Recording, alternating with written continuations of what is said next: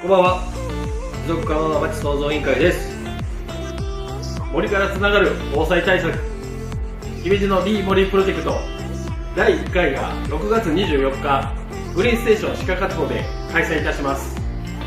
皆さん、スウェーデントーチの作成、間伐見学体験をぜひふるって参加してください。よろしくお願いします。よろしくお願いします。